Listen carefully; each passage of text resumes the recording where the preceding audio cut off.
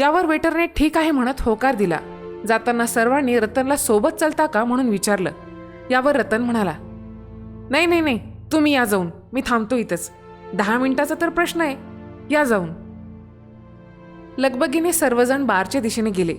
रतन आपला एकटाच तिथे बसून हॉटेलचा सर्व परिसर निहाळत होता.